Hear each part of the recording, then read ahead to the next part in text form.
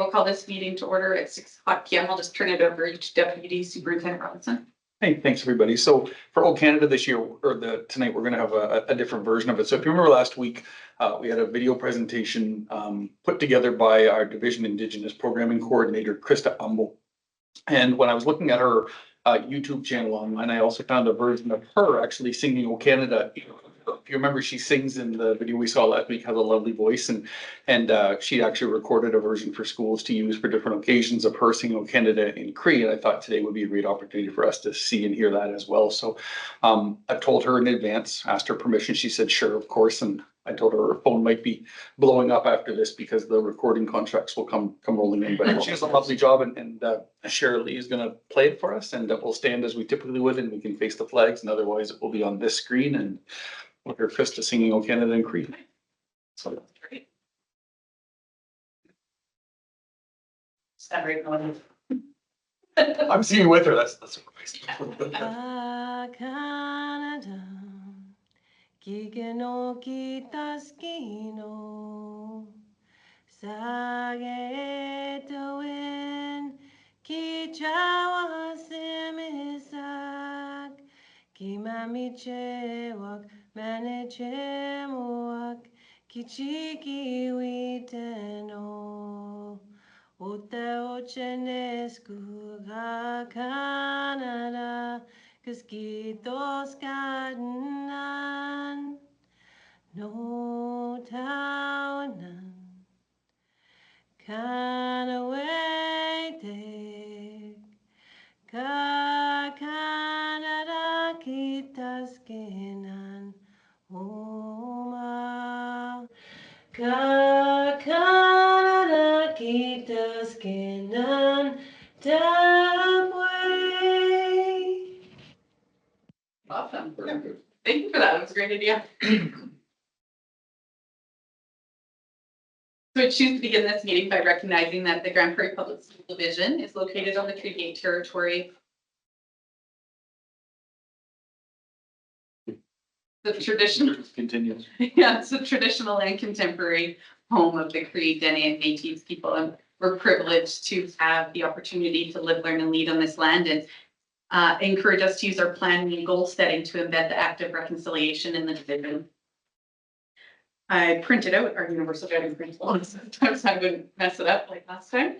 So for everything we decide and do, we'll hold ourselves accountable and ask, is it good for students?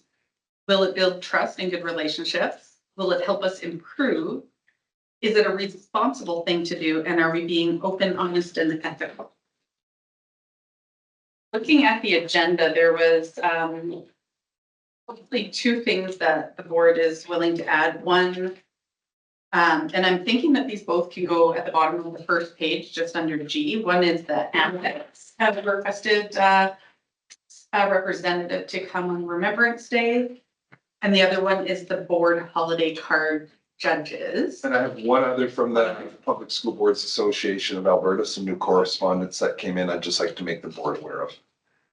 Okay, where does that go? Well, we could add it to the section on reports and add a PSBAA section right underneath section 3.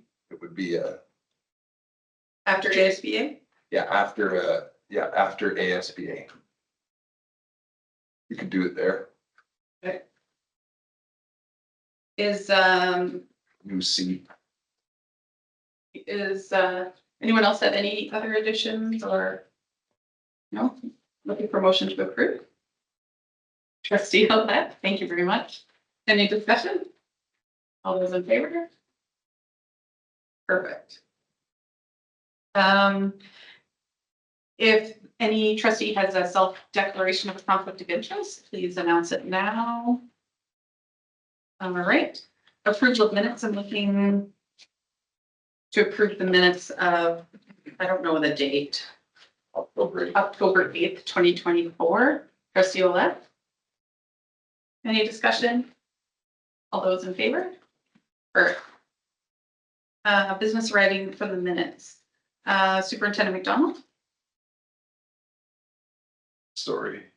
So included in your package is a short report I put together following the last board meeting on the topic of the potential implication, and a potential impact of Bill 20 proposed changes to school board trustee elections. And so I share that information just for a little bit of information. There was some talk about potentially exploring in Bill 20, potentially exploring the requirement that candidates would have to complete or submit the criminal record check with their nomination if a board bylaw were to be created prior to January 1st, 2025. Ditto, there's an opportunity for school board candidates to be required to submit a deposit with their nomination as well, which also would require bylaws. So there's a little information in there about what the bylaws look like and that sort of thing. And then there's just also included in the package is a more comprehensive summary from the Alberta government's website about the breadth of Bill 20, most of which does not directly apply to school board trustees. Did anyone have any questions on this report that Superintendent McDonald brought? Just Martin? Yeah, just one question with regards to like the criminal record checks. So since we elected, one of the things was the addition of our being part of the board. Wouldn't that make sense to go down that road? And if so, like, do other boards do, or they look at the same kind of thing, or just like? So I believe once I did reach out to a lawyer following the ASBA presentation, asked a couple questions about the board's policy 3, the role of trustee, which was amended after the last election to require trustees to submit a criminal record check within 90 days of being elected. That is not a problematic policy inclusion at this point in time. Upon the, if Bill 20 passes as expected, it probably would not be allowed to have a policy like that. You would need to have the bylaw, because now the criminal record check process would be enacted in the Local Authorities Elections Act, and you'd have to have that before people ran, right? Just so there is some clarity on that regard.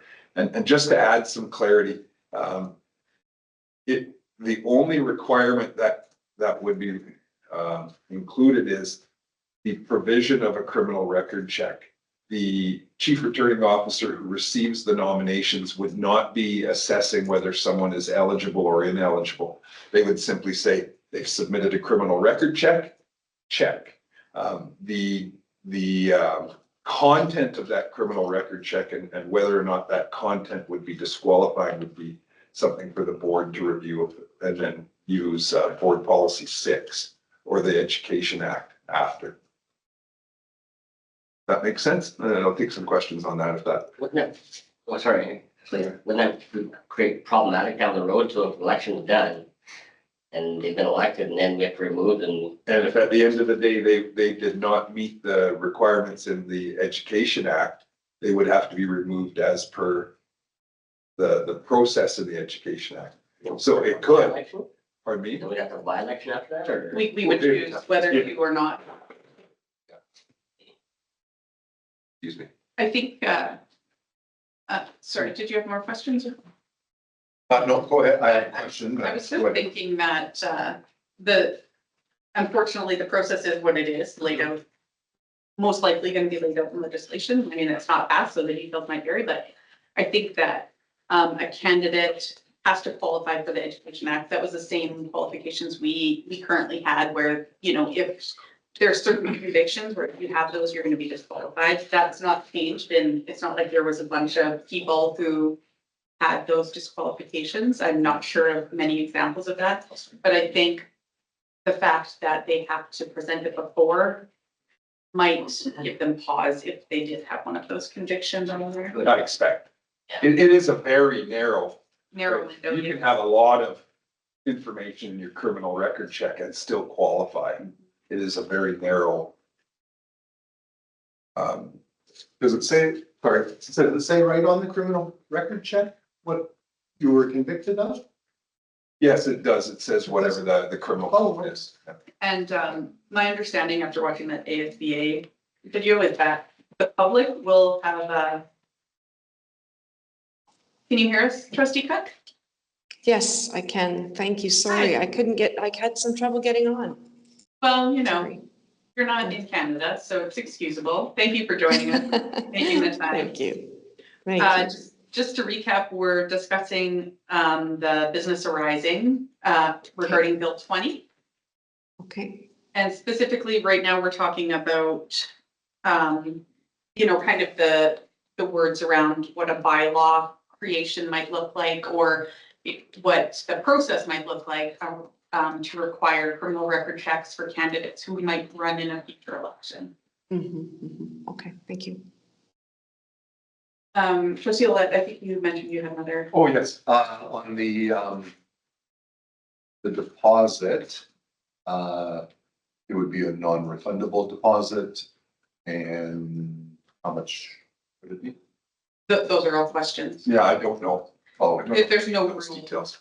If the board were interested to create a bylaw for either of those two topics, administration's recommendation is we would work with legal counsel to develop that. We have no experience with bylaws up at this point in time. So we would just leave it for Bill 20. However, we should do some pool, and if the board chooses, thinks that either one of these things might be something that we're looking at, we should do some of the legwork because the turnaround's gonna be really tight. Because we have to do it for the last meeting in December. Would require three readings prior to the. Yeah. Regarding the criminal record check, I think if we kind of look at the two as separate items.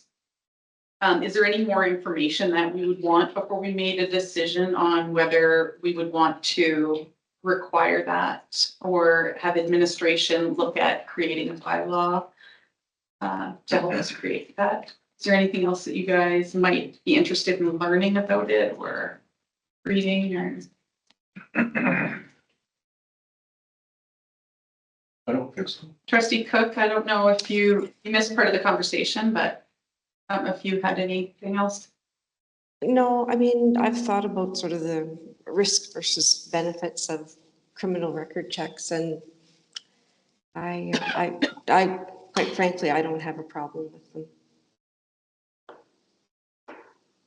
So what I'm hearing is we already have a policy that kind of works around this, that we would have to update if and when this bill gets enacted.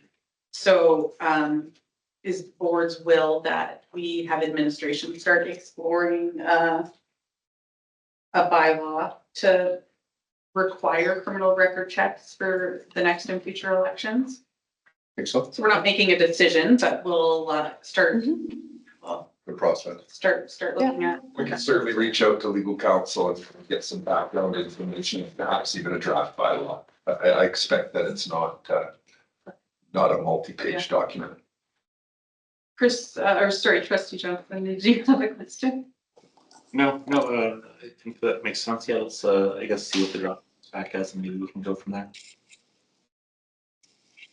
All right, do you need a motion for that, Superintendent McDonald? I just, board asks, I don't. Clear direction. I'll endeavor to bring back additional information and potentially even a draft bylaw on that topic for the next board meeting. When we talk about a deposit for candidates, so some jurisdictions already have to have a deposit and some don't.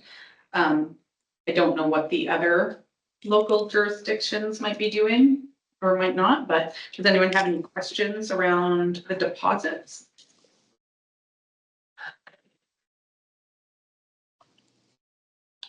Yeah, Just Martin. correct me wrong, like, if our council was saying that the deposit required, it's only been waived for us in years past, but I believe that's the case. is there been any other jurisdictions that we know of that didn't waive it and they had to pay it, like, what? that I don't looked have like? that. Yeah,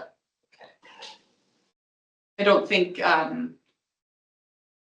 it was a thing for school boards in this area. It wasn't yeah, because it's just I've not heard of that Yeah. prior to this amendment. Post amendment. And where does the, let's say someone puts the deposit down, decides not to run, and let's say it's non-refundable, where does that money go to? Municipality or to us? If it's, Question. if it's our bylaw.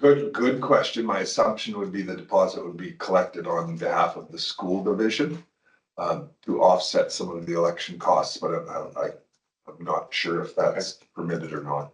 Sure. Something else to find out about. Yeah. Just from my own understanding, so,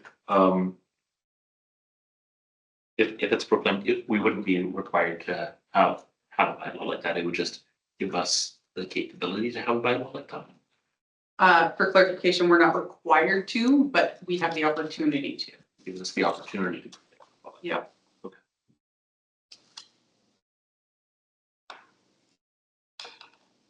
Does anyone have any thoughts on if we would like the same work to be done on a bylaw for deposits for local elections?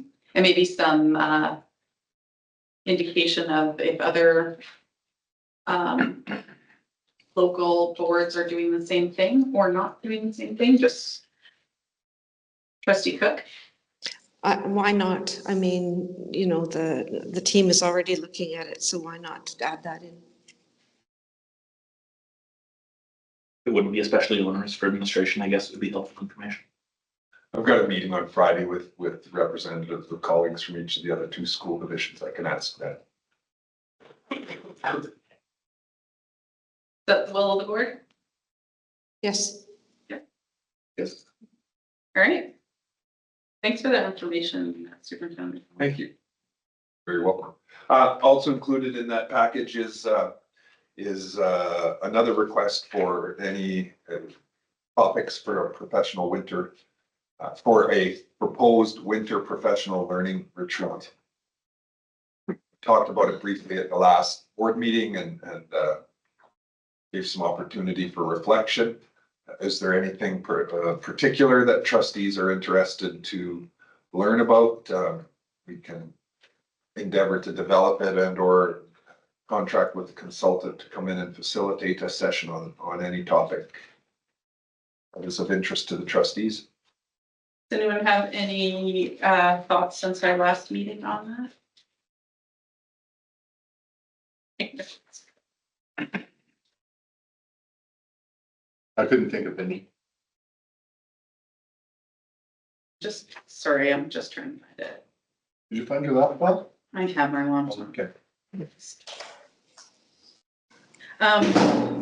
So I noticed that, like the election planning was just kind of the only thing that was floated, so I didn't want to leave it as the only thing, that maybe is considered. So I was thinking about it and,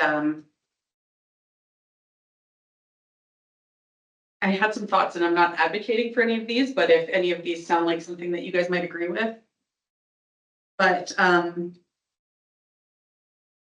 was thinking about our new education plan and the belonging word and just how that was, you know, the discussion that we had around that earlier. And I was thinking that like the governance role around belonging and creating equitable policies and things like that. I thought that there might be some PD there that might be interesting, maybe on some professional development on policy development and oversight.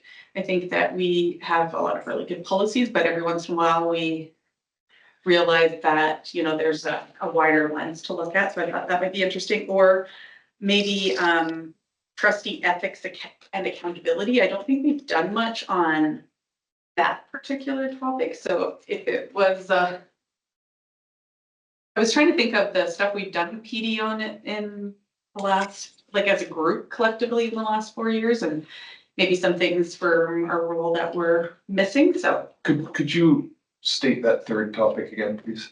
trustee ethics and accountability. Does anyone have any thoughts about either the election preparedness or any of those that sounded? Trustee Cook, Vice Chair Cook, sorry. Yeah.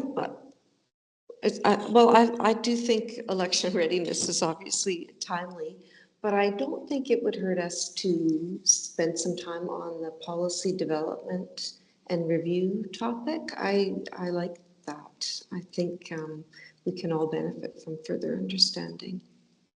I've got, thank you, Trustee Cook, I've got election readiness slotted into the afternoon of the November results retreat. So that we can have an early talk about that, and I think that might, it's possible that could be enough to get the election readiness on rolling. And that would leave the whole winter day in March or whenever we have that 5 days time. Or one of the other topics. I like your third suggestion. The trustee ethics and accountability. I don't know, there's some. If anyone else has other topics that they were kind of brainstorming, feel free to. Is that helpful? Yeah, that's helpful. I can, am I correct in assuming that the board would be amenable to having an external consultant come in and lead that day? Yeah, well, I don't know. That was my thinking. That was mine as well. Based on our conversations from last year, but And past practice, we've had a few of those. so I can reach out to a couple contacts and kind of see what those latter two topics might look like. Bring something like that back. We've got a fair bit of time now. You say bring it back, would that be to the board, or I think last time Last time we did run it through the Advocacy and Engagement Committee, I believe. yeah, I don't know. Yeah. It's on policy development. I don't know. I don't know where you should run that. I think if it's going to be on one or two of the topics, that might be a board motion. Just to identify some support for the topic. But if I can do some preliminary investigation into what something might look like, I can bring those back to the entire board and see. I should be able to turn around fairly quickly with that as well. That seems fair. Does that sound good? Sounds great. Sounds good. No, thank you.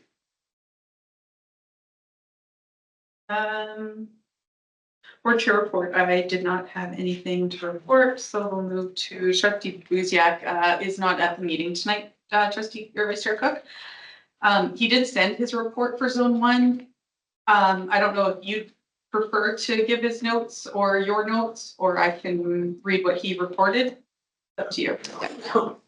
Yeah, if you don't mind, go ahead and. Nope, not at all. Read his, yeah. Somewhere. I did attend the meeting, but he was very diligent about taking his notes. So these are Trustee Buziak's notes. So he met with the Alberta School Boards Association executive, met with the Minister of Education on October 8th. To discuss charter schools, mental health and task classrooms, manning panel, preserving choice for children, inclusive education standards, real property governance act, Municipal Priorities Act, Municipal Affairs Statute Amendment Act, and early years assessment. More info was emailed to you guys and can be found in on the portal. Regarding charter schools, ASBA has changed their advocacy position from one of resistance, i.e. there shouldn't be any more charter schools, to one of acceptance and coexistence. Example, charter schools are here to stay, so let's put some regulations and some fences in place. We heard from Director Tammy Hinkle that the association is collecting stories from boards about situations where students were denied access to charter schools. The establishment of a charter school put pressure on a public school in the same neighborhood and drew students away from public. Public school divisions took proactive steps to develop choice in course and program offerings in an attempt to make it more difficult or less likely that a charter school could have a reasonable establishment in their area or community. I can't answer any questions, but if someone has any questions on that, Trustee Cook probably can. Mhm. I Give something to add. Yeah, if it's okay, just something you said, I just wanted to remind everyone of. So even if we're not in attendance at the meeting, there is sort of updates, particularly from the executive of ASBA on the website, because there was some discussion about whether, everyone should have to have written reports, but the discussion really was in the absence of other people not being there, that the website is a really good source of information. So we were really encouraged to look there as well.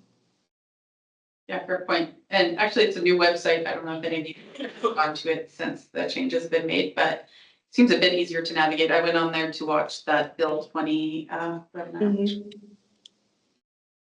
Yeah, and they did like a nice demo at the meeting as well, but it is really user friendly. Agreed. ASBA Zone 1 bylaw discussion. Trustee Buziak CC'd you guys on an email regarding bylaws. He had a few pieces of feedback.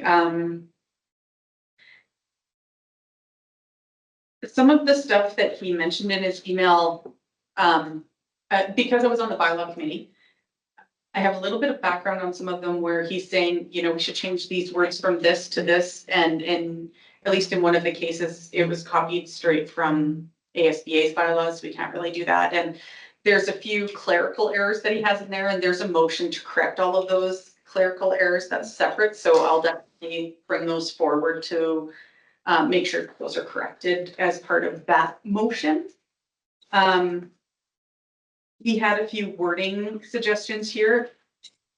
My kind of concern with this is those were supposed to be brought to Zone 1 last meeting with the intention that then boards could go and get feedback on any changes. And now the hope was to pass the bylaws at the next meeting, whereas if we're making changes, and maybe these aren't fundamental changes, maybe these are just, he prefers one wording over another, which the whole thing with bylaws is trying to make it as clear as can be. So it might delay that, and there might not be an appetite to bring these changes at that time. I'm not 100% sure. So the way it works is Trustee Buziak represents the board. So at these meetings. So does the board, knowing that I can fix all the clerical things that he said in there, because that's a separate motion, some of the other points that were in his email that you guys were all CC'd on, is that something that the board wants to bring to Zone 1 as a recommendation? Trustee Cook? Well, Chair Nellis, I am quite confident that you can assist with those clerical errors. So I'm quite happy to not bring this forward as a board to the zone meeting and just have it sort of proceed as is planned for expediency, I think. Any other questions or comments on that? Trustee Ola? Can we just send an email to Marie?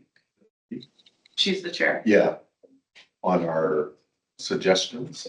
So that would have to go to all the boards, right? Okay, Because okay. it's not, and so then we'd have to give the changes in writing, agree to all the changes as a board, submit them in writing to all the other boards in the zone for their consideration.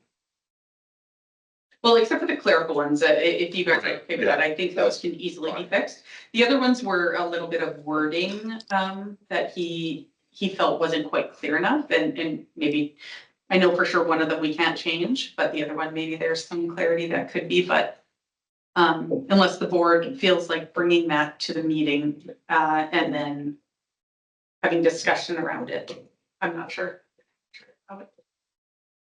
Doesn't fundamentally change anything. It doesn't. No, it's, but at this point, we're editing bylaws now. We're not, or these aren't bylaws, to be clear. They're operating procedures, but. Guess we can bring it up at the next meeting. The one. If the board agrees to his wording. Correct, yes. So do you agree with all of his wording changes? I do, yeah. Yeah. Yeah. Chris Martin? Yeah, the whole part. Okay, so hearing that the board agrees to the wording changes. My suggestion is it's really just Z15 that can be changed. The other ones are Z12 is the one that we definitely can't change. The Z14, he's just combining bullet points instead of keeping them in one, he's combining them. I don't know if that's something we need to suggest or not.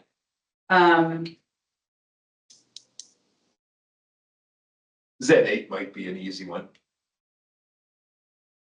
So that's one that I can easily change, yeah.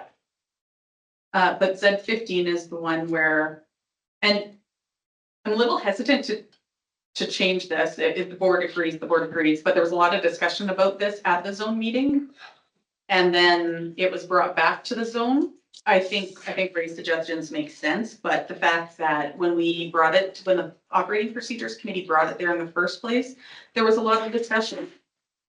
Everyone wanted to go back to their boards and talk.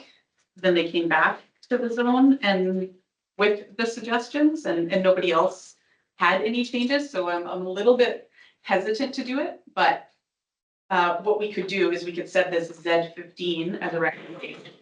As a recommendation to everyone in the zone as a change that we're going to propose at the November meeting.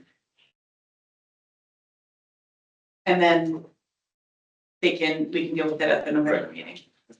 That same fair? Approve the large document in its entirety and then come back to this specific part at a few subsequent meeting. No, I think at that meeting. Oh, at that meeting? I think so. We're not bringing the operating procedures back again, I don't think. But could you ask to have the specific part of it put on? The reason I asked that is because of the extensive conversation that has already happened. I think there is an expectation, and maybe I shouldn't assume, but I think that there's an expectation that this is just kind of a final stamp at this following meeting, and this would be bringing up again a topic that might appear to be already settled. Yeah, that's why I believe it Mhm. should have been brought to the October meeting, but here we are.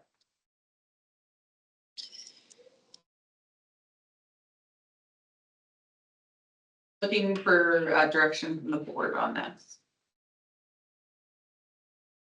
I don't think the changes are substantial enough to warrant it. I'm happy with the without Ray's amendment to Z15. Mhm. Just the other. Z15. I don't think it would hurt to bring it back and zone one can decide and go from there. Yes, Martin? Yeah. Yes, what? I agree. All right, so I'm hearing 3 that think we don't want to do that. I'm assuming Ray would think that we did. So I don't know that motion passes, but it's one voice, right? We have one voice at zone 1, so it's what the board wants. I think that we should have done it this month and we had the opportunity to do it.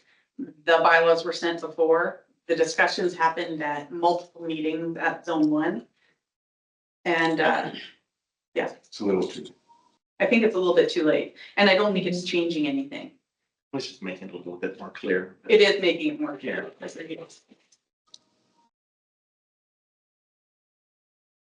Perfect.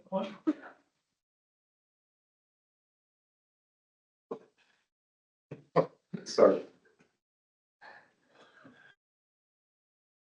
So, That was zone one. yeah, I heard what you were saying. I'm not, I have a bit of a cold tonight. My head's not clear. I apologize for that outburst. So I think that the clerical error in Z8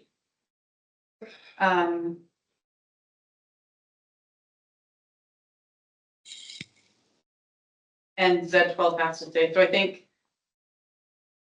It's probably just the clerical errors is what I'm hearing then? If there was no. Okay, Mhm. I will give that feedback to, the feedback of the clerical error to the committee. Because we're making, that's all one motion, so that's easy to do. Are those two events, coterminous? The national gathering and the, Yeah. so, I think the intent, or maybe I'm just checking my understanding, was the intent that it would be one person who would go attend both? Or that it would be one who would go to one and one who would go to the other? It's one event. Right, and I think the way, trustee Buziak's is worded, the same executive member cannot attend both unless. Oh, yeah, you're right. Yeah, So it's it one might, event. that might warrant some additional discussion by the board if you want to take something back, Well, I think we decided not to. not to, but yeah, you're right. It's not both, it's one event. So that's the CSBA Congress and the National Trustee Gathering on Indigenous Education. It's one event. It's not Mhm. two not separate. two events. separate. Yeah. Okay, Know that. okay. So I believe that's ASBA, PSBA, Superintendent McDonald. PSBA, this is just an information update. We received an invoice for our PSBA fees for the year. And before we processed it, Mrs. Fredlund and I just wanted to bring it to your attention. It is 29,000 and XXX, just under $30,000. So not looking for a motion unless the board is choosing. And if that choosing not to pay it, I'm not sure what the process. Do we look at terms on that? Any type of term? Net 30. That's Superintendent McDonald. Do you happen to know what it was last year? Or in previous years? 10% less. Should be able to. I think it was 12%. Knowing that our division's also grown since last year. And then, What? I think just talking to Chris, sorry.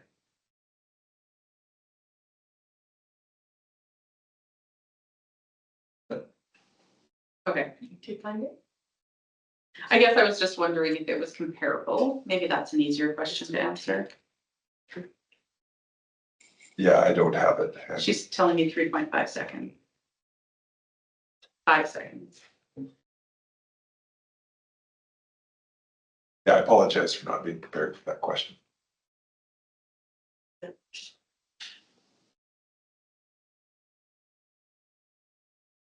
$1,500. It increase of. Increase. Which seems reasonable, especially with our student enrollment. Mhm. It also gives us a talking point for our meeting with them next week. Right. Well, thank you. Chair? Employee association bargaining. Trustee Martin and I are on that committee. Associate Superintendent Oladelli, did I not read this update in your report as well? Yes, I have it updated. Okay, then I'll maybe just leave it to him to update then. And we'll turn it over to Vice Chair Cook with the Okay. Board Policy Committee. Yeah, thanks, everyone.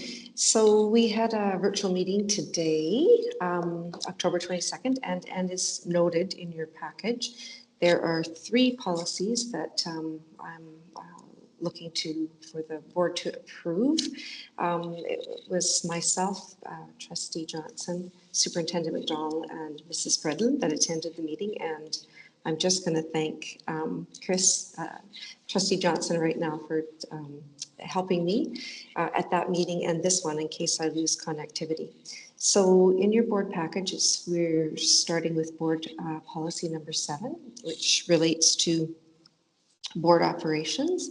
And as you will note, it really talks about 11.1, which has been reworded. I know you've seen these, heard us talk about these this policy update before, but sort of would just ask if there's any questions around that board operations policy and the rewording or anything else you'd like to see. I think it's great. The rewording is great. Chair Nellis, can I do one motion for all three board policies, or would you like me to do one, and one? You can, but I prefer it if you broke them up, just in case there's any discussion on one. Okay, okay. Okay, so if there's no other sort of comments or suggestions to that, I'd like to move that our board approves board policy 7, board operations as corrected. Any questions or discussion on the motion? No, looks great to me. Okay, great. Thank you very much.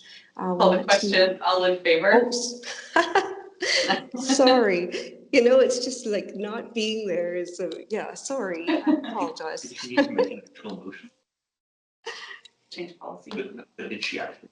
She made the motion, yeah. I did make the motion, yeah. I'm going to move now to board policy 8, which is committees of the board. So there were two changes, and it was around the advocacy and engagement. And I think there we were just, we had adjusted sort of the membership. You can see sort of the changes there.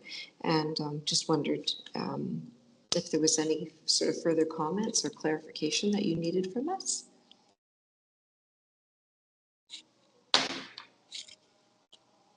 Trustee elect? No, nothing. No, not at this time.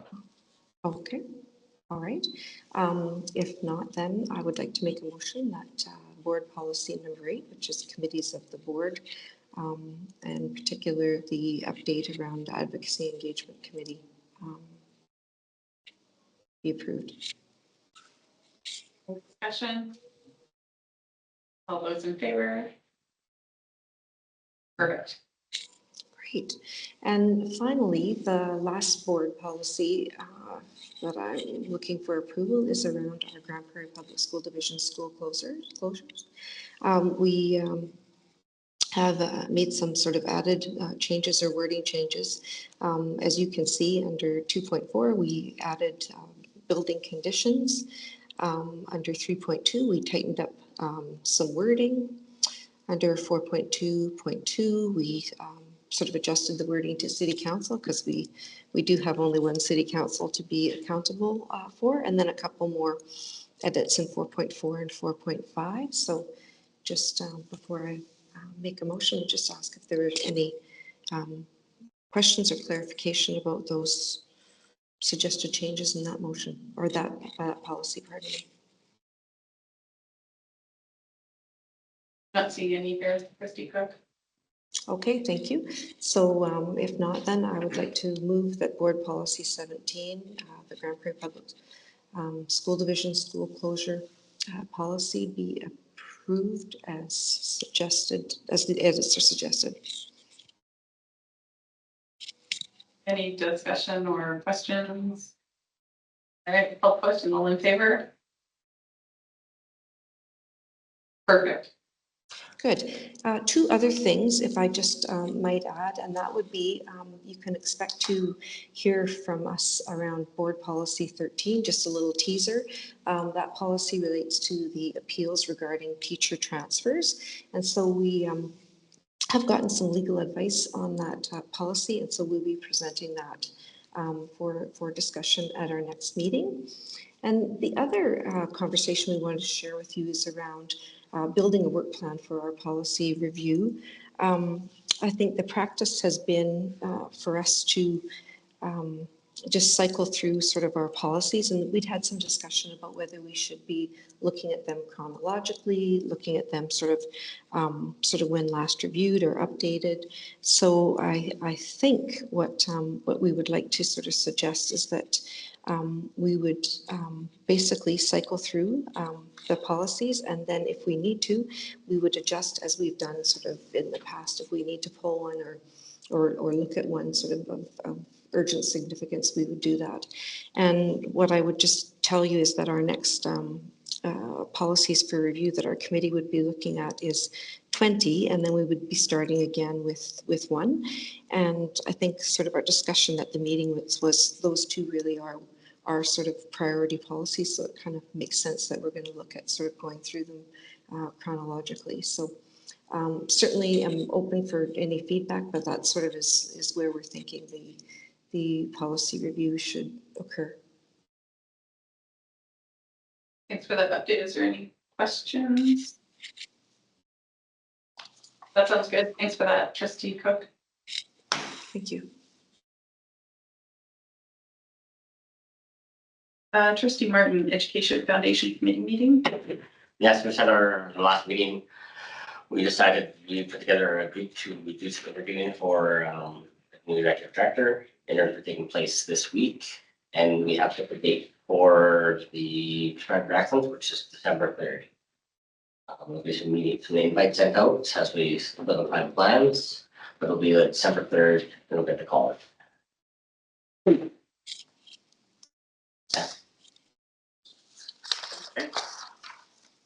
And maybe just to mention a change in format, no sit down supper or anything this year. Little more streamlined program. Just to accommodate the venue. Sounds exciting. Any Do you have questions? a time on that? I think we're gonna start it around 5 o'clock. Yeah, 6 o'clock, I think doors open, a little bit of a gathering, 6:30 start, 8:30 end.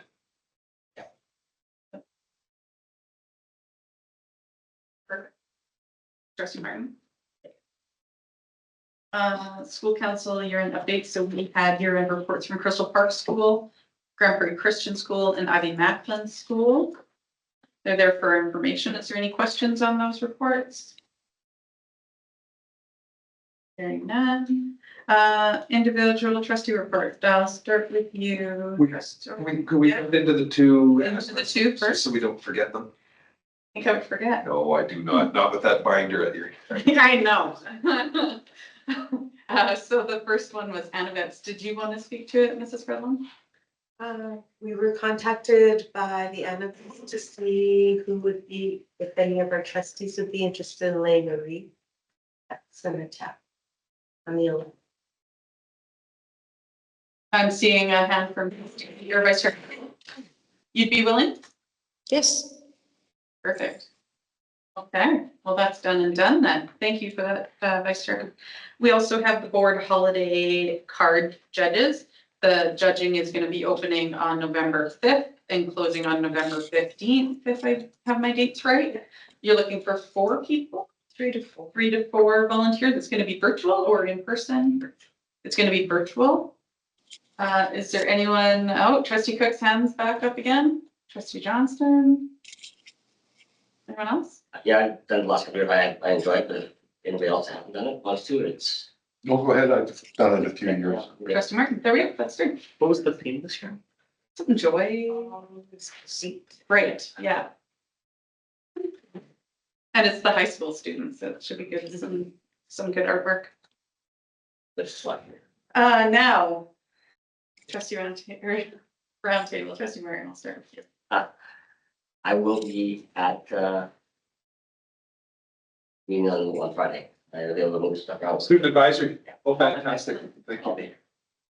It's a full, really exciting agenda. Vice Chair Cook, did you have anything? I do. So I'm really jealous that I'm going to be missing student advisory. But I will not be missing any of those other future dates, just for the record. And then the other comment I wanted to make is just while I'm very sad that the ASBA trustee certification program has been suspended sort of at this time, I'm very happy to report that that means that there will be a nice check coming back to our division for the fees that we had paid. So that's maybe a positive update. Trustee Cook, I haven't heard that. So did they just not have enough attendance? Well, you know, I just got an email from ASBA and then also from the U of C with no explanation, but they did say that what they're going to be doing is that a lot of the education in the coming year is going to be sort of focused on the topics that would have been covered in that trustee certification program. I wonder if it's just the last year of a term, and maybe that's why there wasn't as much I uptake wonder, yeah. or something Yeah, like I that. Interesting. Well, Yeah. hopefully we'll learn more on that. Yeah. Thanks for that. Trustee Olet? Oh, I'm available also for the student advisory. And just a quick update on my school councils. We go to Avondale, Ivy Mac, and Aspen Grove. Parent participation is terrific at all three. Aspen last night, I think there was 14 parents there. Great. And which Ivy Mac, 12. Avondale, there was, 7. That's excellent. Kind of thing, so it's really great. I'm off to sell pop and whips and candy at Avondale on Thursday for their Halloween party. Nice. It'd be great. I'm dressing up as a jeweler. That's all. Money. Trustee Johnson? Mr. T. Yeah. No. I don't know if I mentioned it last meeting, but if not, I'm just gonna mention it that in November, Charles Spencer School is doing a production of Mean Girls. And it looks really good. And if anyone wants tickets, they should get them because they're selling fast. In November, In November, I know. that's a quick turnaround. Yeah, it messed with my brain too. I thought it was. But anyways, yes, in Do you know November. the date offhand? I do. I have it in my calendar. It is the weekend of November, like 22, 23, 24, that weekend. If you've never been to one before, they're really fun and they do an amazing job, so you should try and make. They do. I agree, Chair Nellis. All right, moving over to superintendent's report. 223. I look forward to that. That's awesome. So included in your package is several items of information from me. A few that I'd like to highlight, and then of course I'll take any questions trustees may have. Want to offer our congratulations again to our division's communication officer, Shannon Stambaugh, for being recognized by her professional association, the Canadian Association of Communicators in Education, for the campaign she led the development of for kindergarten registration last spring. So Mrs. Stambaugh is off to Calgary later this week, I think, to receive that recognition and participate in their annual conference. Student advisory, we're at this first meeting, we're at Charles Spencer High School is taking us in. Our boardroom is filled to the brim with professional learning activities happening here. So we're really looking forward to that. We've got a presentation from IBM and our division IT department coming in to get some feedback from students about laptop and technology and device use in schools. We've also got a survey for our students on career pathways and some of the regular work that we've got lined up. So an exciting kickstart to the year. I did return from the Education Research Development and Innovation Conference in St. John's last week. I'll point out that, as always, I appreciate the opportunity to participate in that conference hosted by the ERDI Corporation, and note that they cover all the costs for the 50 superintendents who come from across Canada. I identified some of the panels that I was sitting on and some of the topics that we were engaged in discussing. But I wanted to share one or two of my key takeaways. The issues that exist in the board's advocacy priorities, staffing, funding, those sorts of topics are the talk of every province in the country.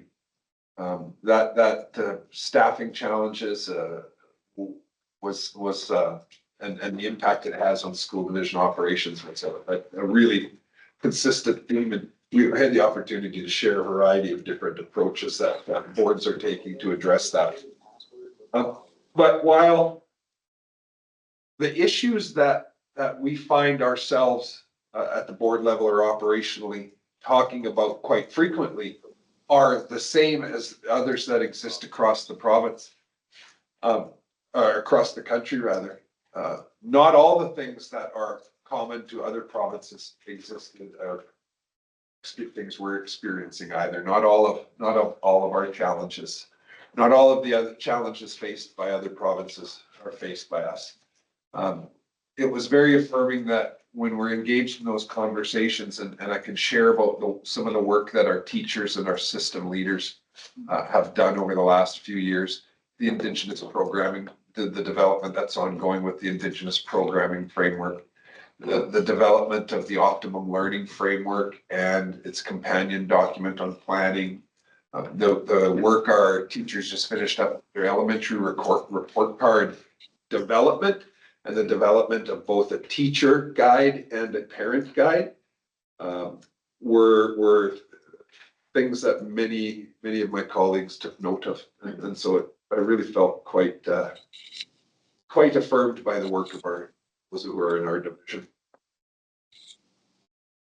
And those are the things that I wanted to specifically highlight. But if there are any other questions about any other items in my report, pleasure to take them or to give them to Mr. Robinson. Question, Superintendent McDonald? Just for Administrative Procedures for 50.3. How is that going in the schools? Like, are we finding like good clients, or are we having issues, or?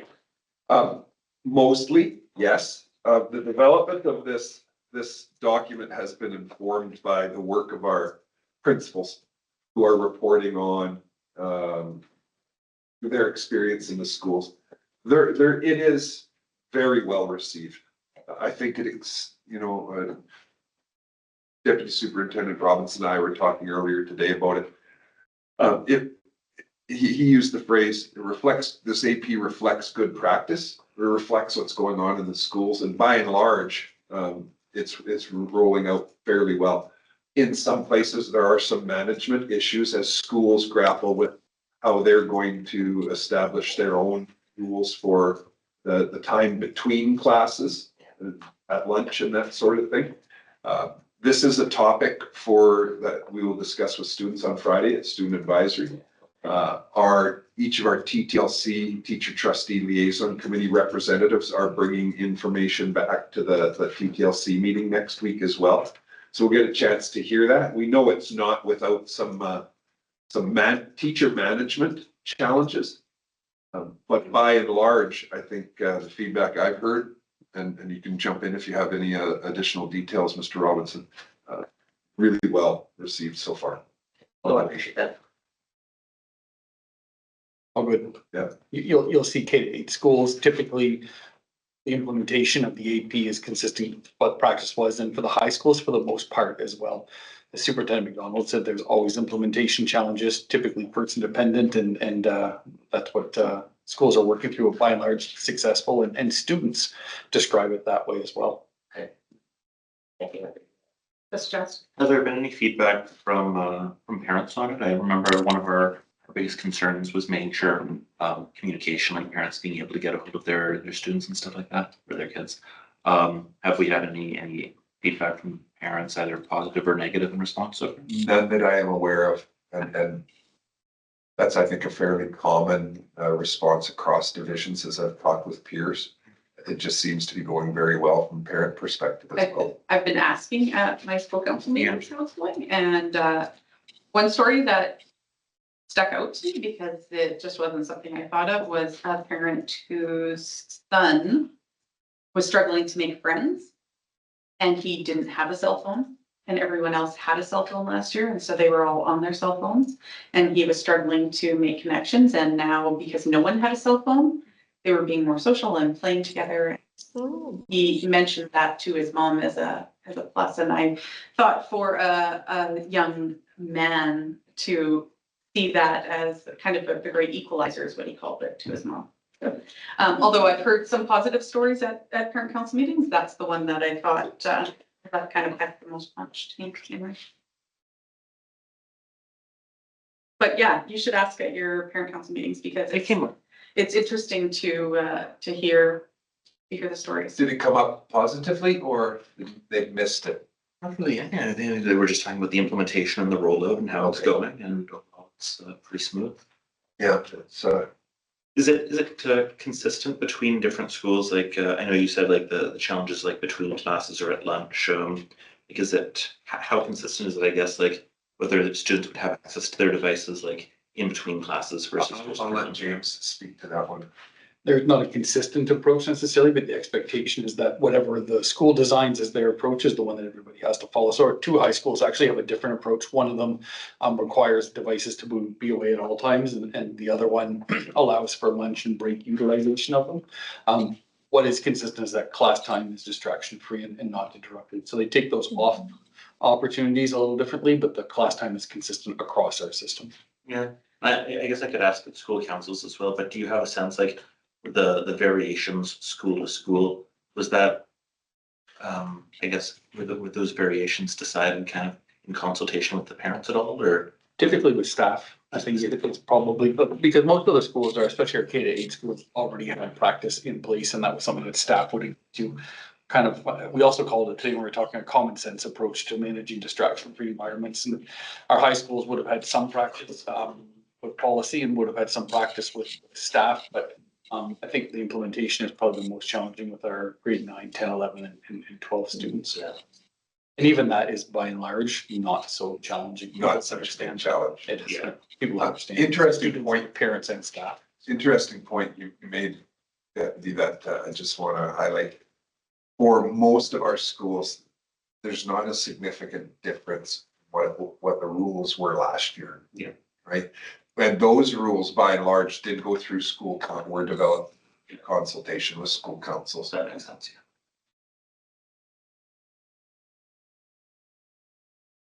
Awesome. Thank you. Number what are you? Yeah, thank you. So just before I get started, I just noticed an error on my report there. So the last header should say as BOA bootcamp, not non-instructional update. So it's just repeated twice there, so. Right, so the first update I have is transportation update. So I'm not sure how many people have heard, but our coordinator resigned a couple of weeks ago. So we did interview last Friday, I believe, and we did have a successful candidate that started today actually, or yesterday, and she's already in training, I believe, in Edmonton, just taking courses on bus planner. So Jeff is quite excited about the new hire, so we hope that she picks things up right away and is able to settle in quickly. So the benefit of that though is that we now have cross training between the new employee and the outgoing staff, which is great. But one thing that is just to clarify, just kind of let the board know, right? So the coordinator is leaving for a private sector opportunity that just I guess fits more into her career path and compensation and things like that. So yeah, I think that's probably a trend in the industry right now for the public sector. But just wanted to give an update on that. Have any questions? Okay, so my next update is on the non-instructional staff bargaining. So myself, Chair Nellis, Trustee Martin, Deputy Superintendent James Robinson, and Tammy, the Director of HR. We had our first session last week with the association. I would say it went well, given the first day of negotiations. It was just more exchanging the first offer. Of course, we didn't reach a settlement, but we hope we have a meeting scheduled for November 4th. Tentatively, it's not finalized yet, but we do have a placeholder there for November 4th to continue any negotiations. So if you have any questions, did I miss anything? Oh, that's accurate. Always a great opportunity to meet with the staff and talk about shared interests and those sorts of things. So look forward to the next time we meet in November to come closer to achieving a settlement for sure.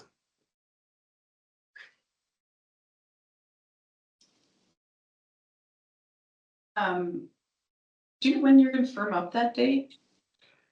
Ask Tammy when she gets back. I think we're waiting for the association because they have a Yeah. couple of staff that's going away, so we're just waiting to finalize that, but that was more the placeholder. Sure. But I can have her follow just so we can firm up our calendars. So Sure, sounds good. Any questions for? No? Correct. okay, my last update, I should say as well bootcamp, so apologies for that. So being new to the school division, so this was a course put on by ASPOR for new secretary treasurer. So I think there were probably about 20 or 30 of us in the room, which is quite a bit. I think that's the most. Is that right? Yeah, so that's the most they've had. I think there were also some director of finances there too, more for cross training, but there were probably a few, probably about almost half of us are new to the to the school division. So which was interesting. You can understand the conversation that we were trying to have, which was great. So we did have representatives from infrastructure, capital planning, school finance, just a whole, but just giving, information on their roles, responsibilities, contacts, and things like that. So which was great for me to attend the session over 2 days.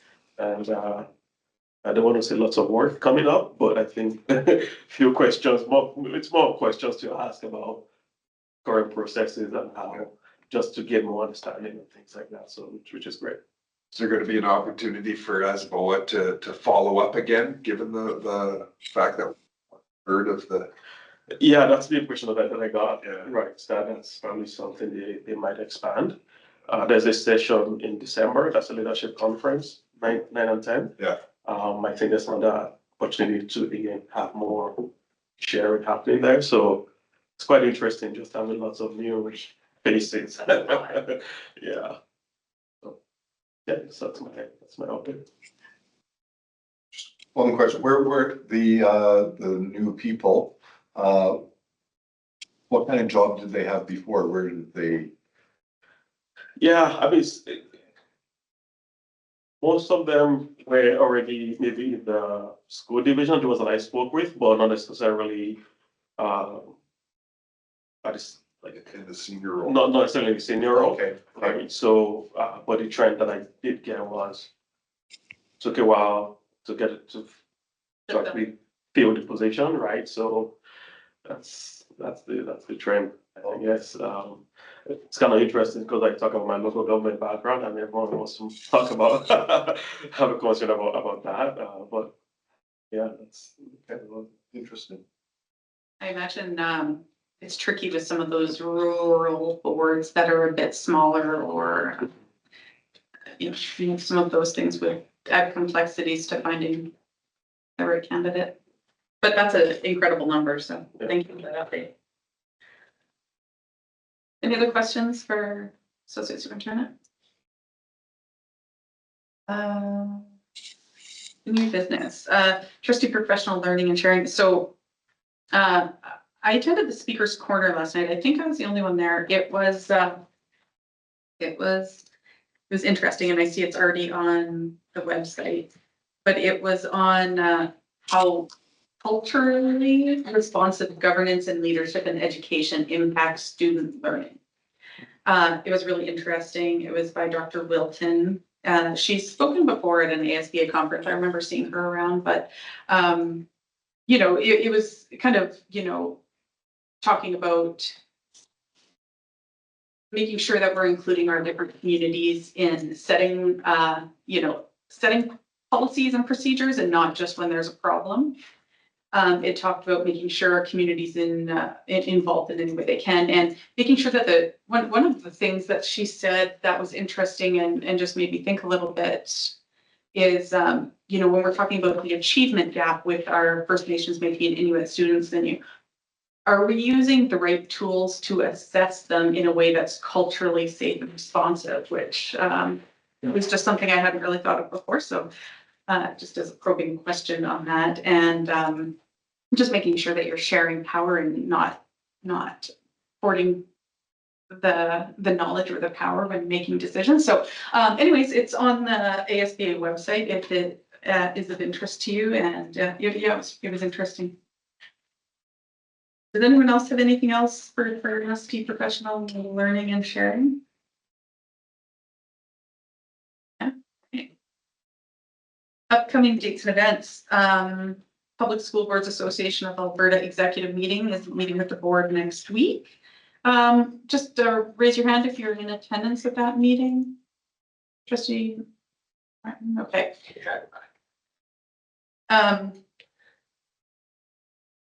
Superintendent McDonald, coming in from my recollection, we talked about a few topics on our end. I think the focus was going to be the advocacy priorities. Advocacy priorities. Okay, so is there an agenda? There is not. Is not. It's just a conversation. Yeah. Gotcha. Okay. Speaking of that,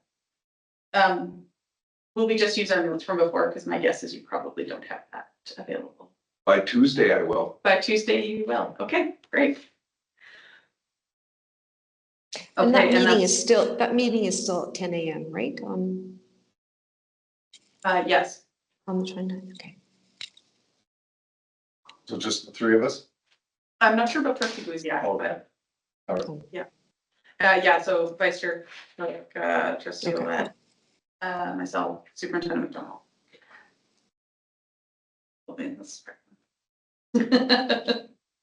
She goes to all meetings. She does. She gets invited to everything. James does.